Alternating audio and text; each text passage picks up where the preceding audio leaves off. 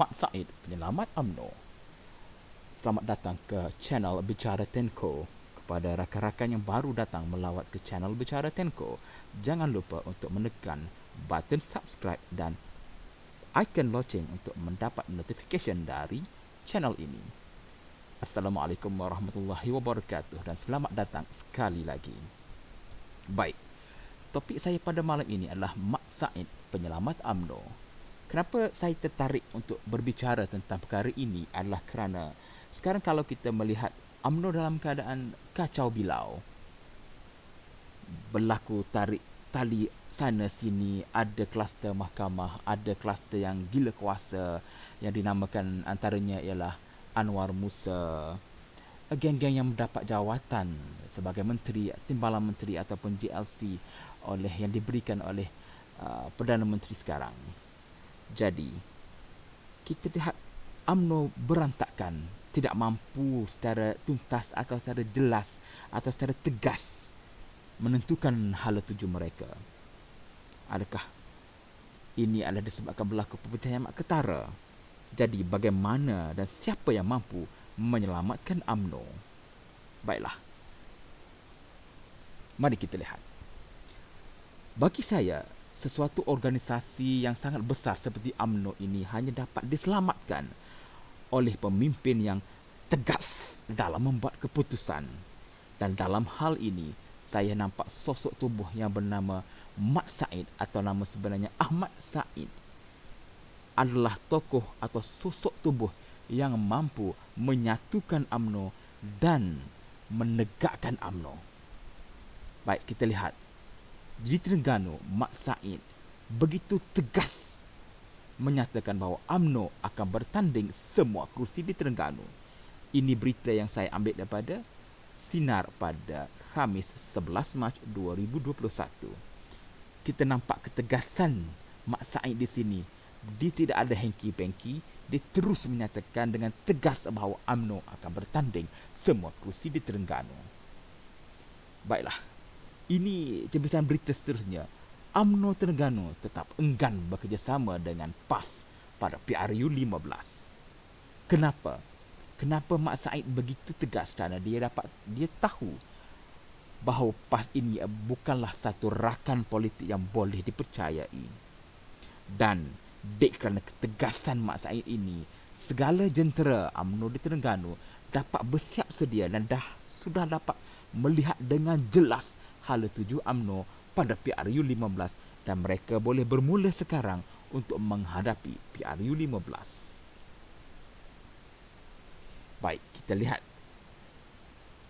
sekali lagi video yang menunjukkan ketegasan Mak Said. Bekas Menteri Besar Terengganu Datuk Seri Ahmad Said reda jika berhadapan tindakan dia buang parti kerana kritikan lantang berhubung isu 1MDB. Bagaimanapun, beliau menegaskan komitmennya sebagai ahli Dewan Undangan Negeri Kijal tetap diteruskan walaupun sebarang hukuman bakal dikenakan kelak. Menurutnya, beliau akan akur dengan apa juga keputusan oleh pucuk pimpinan parti berikutan kelantangannya. Pecatlah saya. Tapi bila pecat saya, Terengganu ataupun saya berhenti 16-16. Bila 16-16 ikut undang-undang Tuan Terengganu, Menteri Besar mesti menghadap tuanku untuk bubar dewan. Kalau tuanku tak berkenan bubar dewan, dia letak jawatan bersama Esko. Dan tuanku punya hak untuk melantik pada pandangan tuanku yang mendapat percaya untuk jadi Menteri Besar baru. Itu je. Ahmad berkata demikian selepas merasmikan majlis sambutan Hari Raya UMNO bahagian Kemaman dan pecah tanah projek 30 unit rumah kedai yang bernilai 45 juta ringgit di Kemaman pada Sabtu. Projek itu dibangunkan dengan kerjasama Rahia Properties Sendirian Berhad di Kampung Dusun Nyok. Pada Jumaat, Menteri Besar Terengganu Ahmad Razif Abdul Rahman semasa mesyuarat ahli majlis tertinggi UMNO dikatakan menggesa pucuk pimpinan supaya segera memecat Ahmad kerana kelantangannya mengkritik kerajaan. Bagaimanapun, mesyuarat tidak membincangkan isu berkenaan, sebaliknya memberi tumpuan terhadap isu wanak. Baiklah, kalau kita tengok daripada zaman orang kata mula bisingnya tentang 1MDB, Mak Said telah dengan lantang mempersoalkan 1MDB dikala pemimpin UMNO lain membisukan diri. Di sini dapat kita lihat karisma yang ada pada Mak Said yang mampu menyelamatkan UMNO menghadapi PRU15 nanti. UMNO perlukan pemimpin yang tegas sebegini. Baik, kita teruskan dengan melihat ketegasan beliau dalam hal yang lain pula.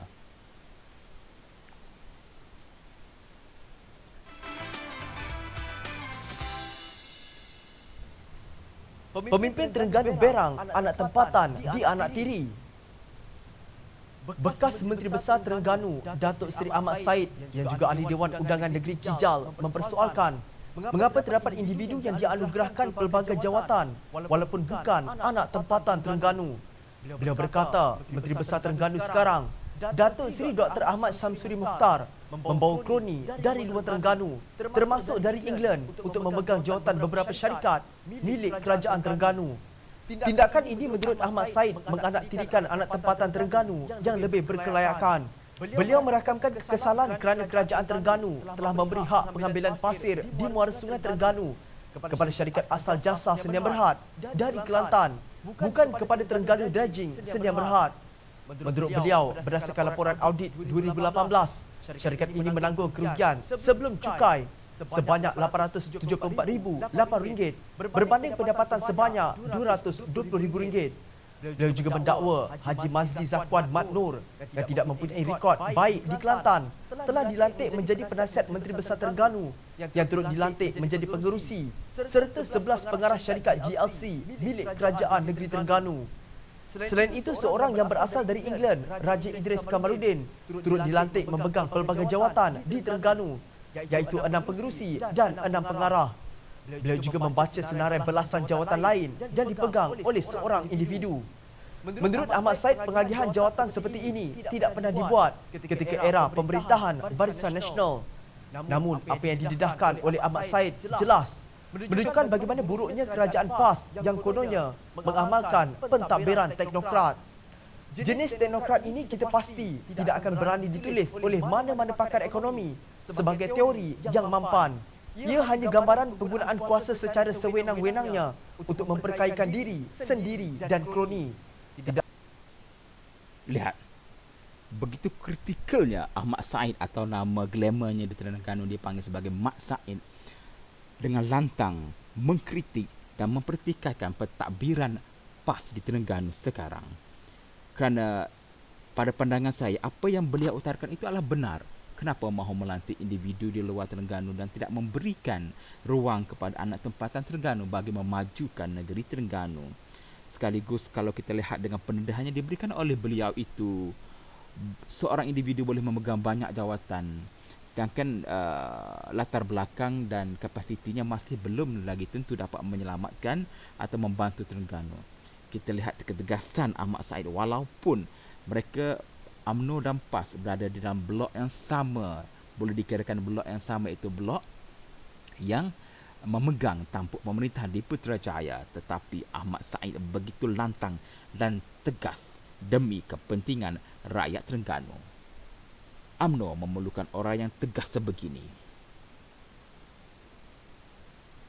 Baik, sebelum saya mengakhiri video saya pada malam ini, kita lihat sedikit pengalaman politik Mat Said atau nama sebenarnya Ahmad Said. Baik, Mat Said mula menceburi bidang politik seawal tahun 1975, iaitu di usia 19 tahun. Ketika dilantik sebagai naib ketua UMNO cawangan Teluk Kandung, Kemaman. Bayangkan tuan-tuan dan puan-puan, pada usia 19 tahun. Dan sekarang adalah tahun 2021. Dah berapa lama beliau menceburi bidang politik? Sudah tentu beliau mengetahui selok-belok politik, sepak terjang politik. Pada bulan Ogos 1990, Ahmad Said dilantik menjadi Ahli Dewan Undangan Negeri Adun Kijal setelah berjaya memenangi kerusi Dun Kijal pada pilihan raya kecil yang diadakan di Kijal. Dan seterusnya puncak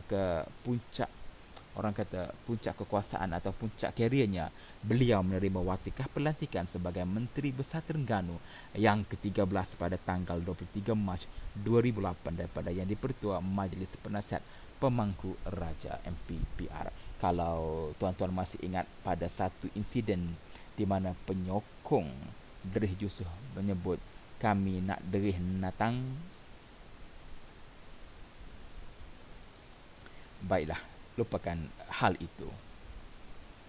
Apa yang ingin saya katakan ialah Mat Said dengan ketegasan beliau wajar diberi peluang untuk mengemudi UMNO dan seterusnya